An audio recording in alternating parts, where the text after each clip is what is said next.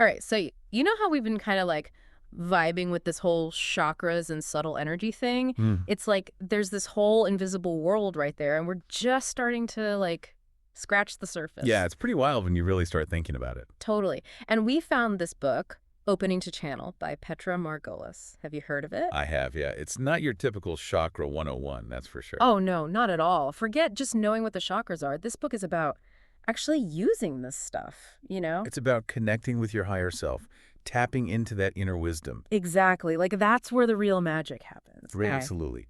And that's where channeling comes in. It's like this direct line to that higher wisdom. Okay. So when I hear channeling, I kind of think, Crystal balls, spooky voices. yeah, a little bit, but Petra's not talking about that. She's saying everyone has this capacity to channel. Exactly. It's not some superpower only a few people have. It's about learning to tap into something that's already there. Okay, I like that. So instead of contacting like random entities, it's more about connecting to. Your own higher self. Think of it as the wisest, most authentic version of you. Oh, I like that. So it's like having a conversation with the best version of yourself. Exactly. And the book gives you tools to prepare for that connection, like the light body meditation. Okay, so tell me more about that. Is it like visualizing yourself glowing or something? Kinda. You're visualizing your energy body becoming lighter, more vibrant. It's about shifting your energy to become more receptive. So it's like turning up the volume on your intuition. Exactly. It helps you recognize those subtle whispers of guidance you might have been missing before. Which makes me think of another point Petra emphasizes, being open, but also discerning. Right. It's not about blindly accepting every thought or feeling as guidance. Yeah, it's like, how do you know if it's your intuition talking or if it's just like leftover pizza from last night? Right. The book talks about evaluating the information you're receiving. Does it feel aligned with your core values? Does it resonate with your truest self? It's like trusting your gut, right?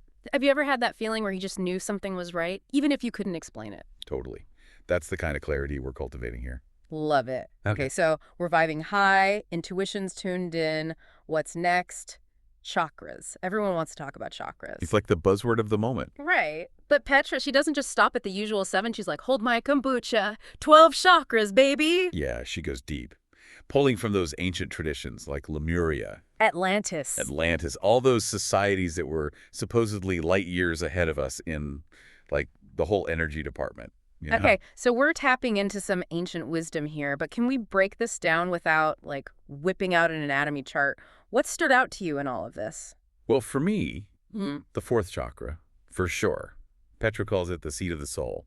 And man, I feel that. Oh, yeah, that resonates. Right in the center of your chest, it's like this bridge between your heart and your personal power. Exactly. And it's not just about like love and light. Hmm. It's about having the strength to actually live your truth. Oh, I 100%. No wallflowers allowed. Speaking of speaking, Yeah. the sixth chakra up in the forehead, this spirit voice, that one got me Oh, thinking. yeah. That's a big one. Making sure your words are actually aligned with your heart. Like, are you really speaking your truth or Yeah. just. Just going through the motions, totally. Have you ever said something and then been like, wait, that wasn't really me talking? All the time. It's like this chakra is the guardian of your most authentic voice. I love that. Okay, so we're going from 7 to 12 chakras. This isn't just like an extra side of fries here.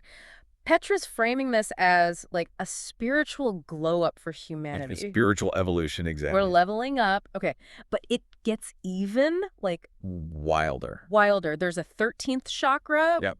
I'm not even going to try to visualize where. It's less about location and more about a state of being. Ascension, that I am presence. Whoa, that's next level. But Petra keeps it real too.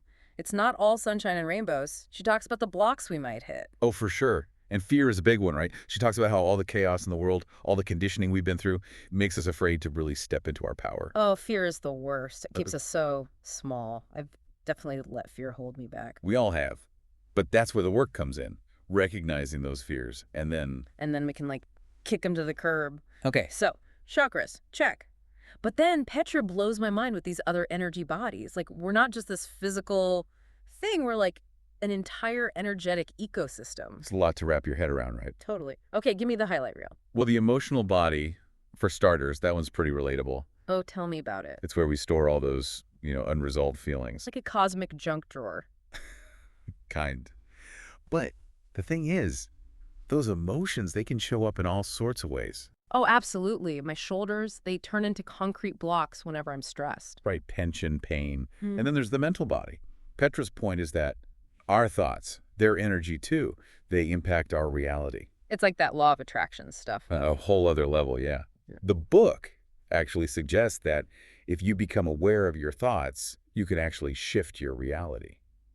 Pretty powerful stuff. Mind-blowing. Okay, what other energy bodies are we working with? Well, there's the pain body. Okay. It's like the energetic imprint of past physical trauma. Past physical trauma. So even if, like, the wound's healed, the energy's still... Lingering, yeah. Which is why Petra's so big on this whole interconnectedness thing. It's not enough to just, like, cleanse your chakras. You got to look at the whole system. Exactly. Like a garden, right. You can't just water one plant and expect the whole thing to thrive, you know? Perfect analogy. Yeah. Although, this garden, it can time travel. Okay, hold up. Time travel, now we're talking. I mean, you can't just drop that in and... Well, Petra talks about past lives and... Past lives. See? This is what I'm talking about. Who were we before all this, you know?